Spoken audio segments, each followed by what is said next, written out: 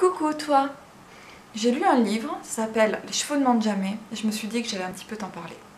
Alors c'est un livre qui a été écrit par deux messieurs, le premier qui parlait, Chris Irwin, et le deuxième qui recueillait ses propos, Bob Weber. Je te mets tout ça en description. C'est un livre qui promet sur sa couverture de nous dévoiler le secret des chuchoteurs, mais également d'être un manuel d'initiation accessible à tous. Je trouvais que l'idée était plutôt sympa. Bon, je dois admettre que j'avais plutôt un a priori négatif malgré tout parce que les méthodes des chuchoteurs, c'est pas vraiment quelque chose qui me parle et c'est pas quelque chose qui me rassure. À quoi sert d'étudier le comportement du cheval? Pourquoi faisons-nous tout ça? C'est une question que ce monsieur Chris Irwin pose régulièrement a priori en conférence. Il explique un petit peu les réponses que donnent les gens et puis la réponse qu'il attend. Je pense que c'est pas mal de commencer par ça parce que ça va montrer à quel point on va pouvoir être pas du tout sur la même longueur d'onde, ce monsieur et moi. Donc moi j'ai essayé de répondre à la question et mon grand point numéro 1, c'est la curiosité. Pourquoi je lis ce livre? Pourquoi j'étudie le comportement du cheval, du chat, du chien, de plein de trucs? Par curiosité. J'adore savoir comment ça se passe dans leur tête, arriver à comprendre tous les petits mécanismes de la pensée, ce genre de choses. Je trouve ça vraiment passionnant et je me dis qu'on n'y prend pas assez souvent, on prend pas assez souvent le temps d'expliquer tout ça, même aux enfants et tout, parce que ça permet vraiment d'ouvrir la pensée et d'éprouver de l'empathie, de se mettre à la place de l'autre, de comprendre comment il pense, comprendre comment il réfléchit. Et je trouve ça vraiment, vraiment, vraiment passionnant. Donc en tout premier lieu, la curiosité. En deuxième, c'est le bien-être animal. C'est-à-dire que je suis devenue comportementaliste pour aider des personnes à modifier le comportement de leur chien, pour que ces personnes se sentent mieux, certes, mais surtout pour que l'animal se sente mieux. C'est mon but premier. Si on n'a pas ça, je vois pas trop l'intérêt. Alors des fois, l'animal se sent très très bien avec son mauvais comportement, mais j'aime bien réfléchir à comment faire en sorte, et ça c'est mon troisième point, que tout en le laissant se sentir bien, l'humain se sente bien avec lui.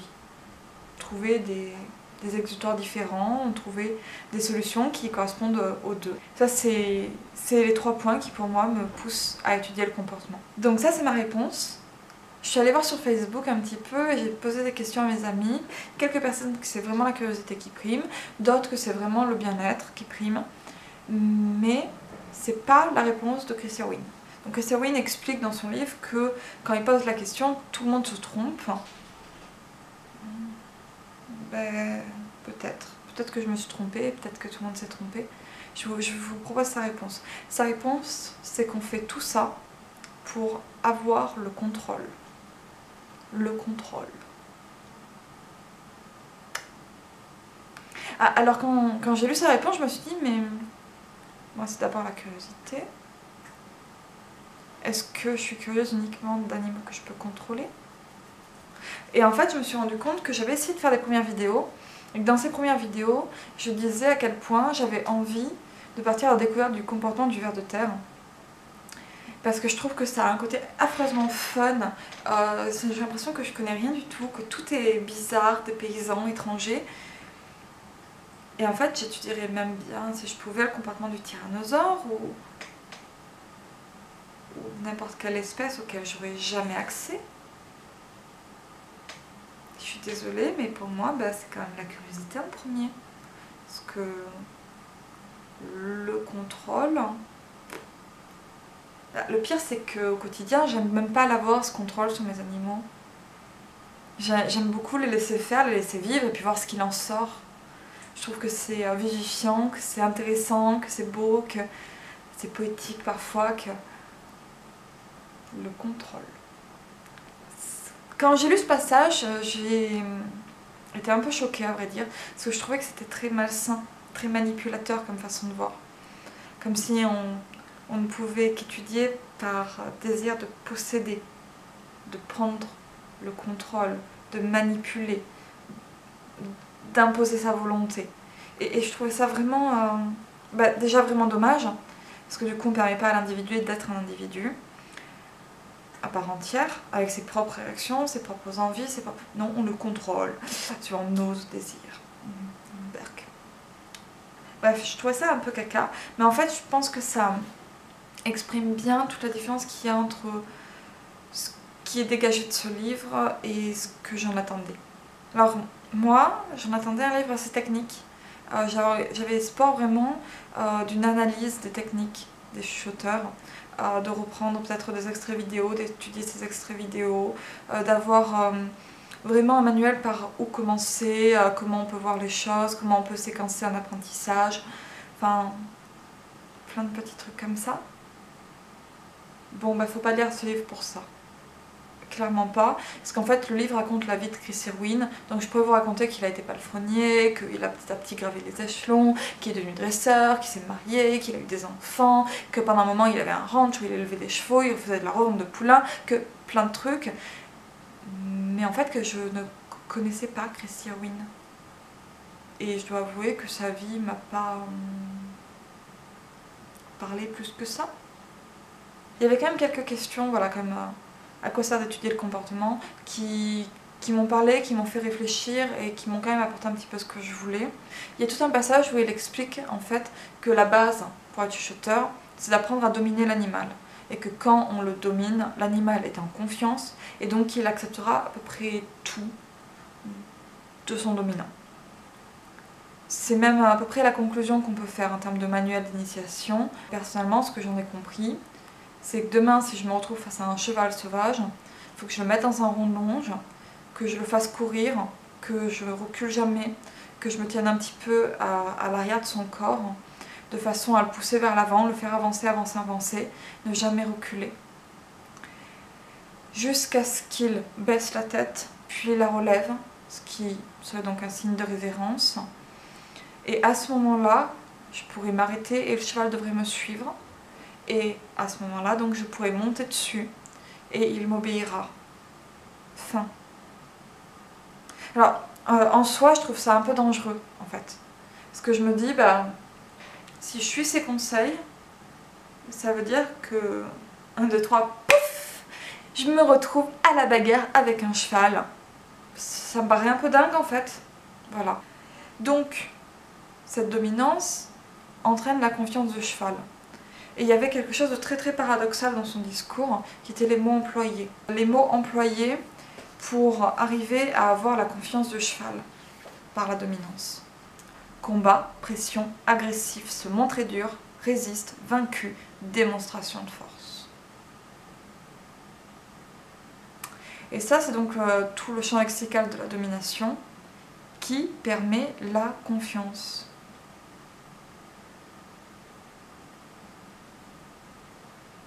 Comment on peut croire que par la violence, on obtient la confiance? C'est quand même particulier comme idée. Ça demande de croire que le cheval attend cette agressivité, veut qu'on se montre dur avec lui. Par rapport à la violence, il a tout un discours où il explique qu'il faut retrouver le calme, qu'il faut se maîtriser, etc. etc. Qu'avant il était beaucoup plus violent, beaucoup plus dur et qu'il est de plus en plus calme. J'ai vu des vidéos qu'il fait à peu près actuellement de démonstration. Effectivement, c'est un monsieur qui dégage beaucoup de calme, de sérénité et tout, ce qui n'empêche pas que ce qu'il fait, c'est se montrer dur et être agressif au final. C'est ce qu'il estime devoir faire d'ailleurs pour obtenir cette confiance. Et donc à un moment, il dit, et là je le cite, enfin je cite le livre, « En essence, le cheval dit, si tu veux me dominer, frappe mon arrière-train et fais-moi avancer. » Je pense que ça résume bien aussi tout un problème autour de la violence dans le livre, c'est que on a l'impression que le cheval n'attend que ça. Le cheval, c'est un maître un peu maso qui aime bien se faire claquer la gueule. Bref, je trouve que c'est quand même des points qui sont assez graves parce que ça touche à la violence. Parce qu'au final, ce que j'en ai compris, c'est que le secret des chuchoteurs, ben, c'était de se montrer violent, de se montrer dur avec les chevaux.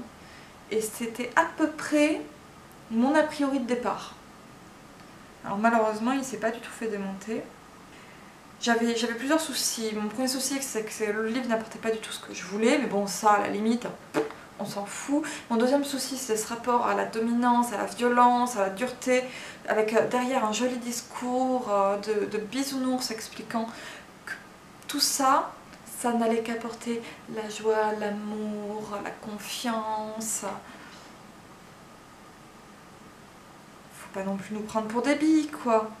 Si tu frappes un cheval, ben, il a mal, c'est le premier effet, hein, il se dit pas « Ah, trop bien, je me sens tellement bien et en confiance ». Enfin, un peu de logique, s'il vous plaît.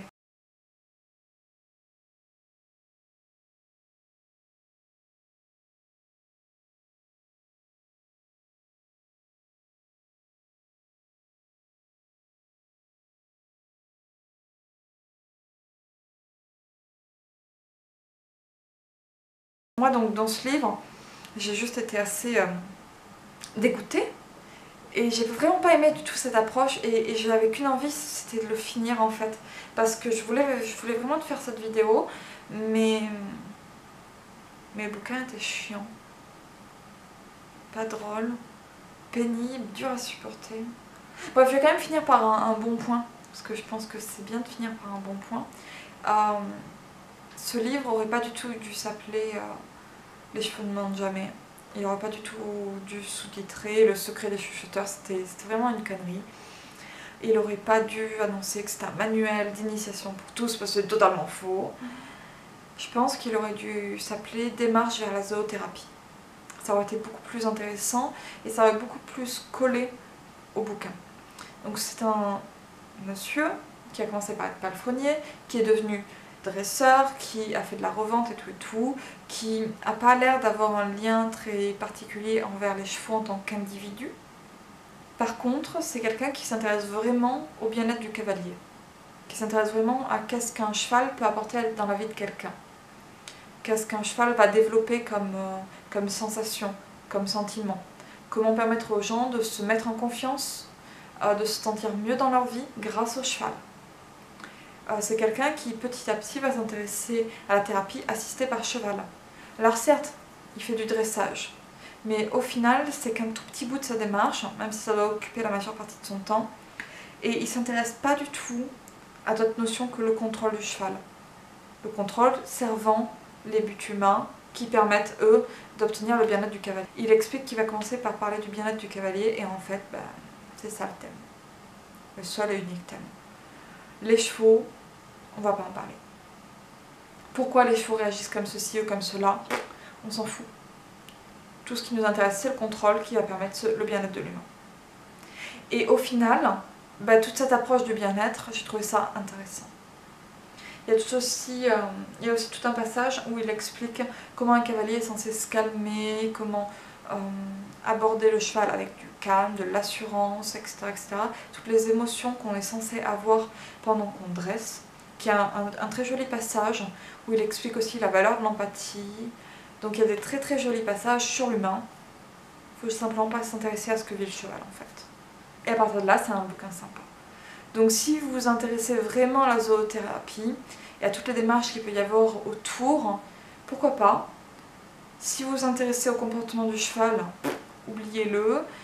Si vous êtes une femme, j'espère que vous n'êtes pas sensible aux questions de féminisme, aux questions de la place de la femme dans la société, questions de préjugés et tout, sinon ça va vous faire un petit peu mal au cœur. Je vais quand même finir sur un petit mot qui m'a beaucoup fait rire. Donc j'en ai parlé à mon chéri, je lui ai expliqué un petit peu ce qui me dérangeait par rapport aux femmes et tout. Je lui ai lu quelques extraits, il a rigolé, il m'a dit « Ah lui, il a jamais vu les femmes de Game of Thrones. » Et à mon avis, il a pas tort. Bon voilà, c'est fini. C'était à peu près tout. Je pense que j'ai fait un peu le tour du sujet. J'espère que c'est pas trop chiant. Je vais voir ce que je coupe au montage et ce que je garde aussi. À bientôt!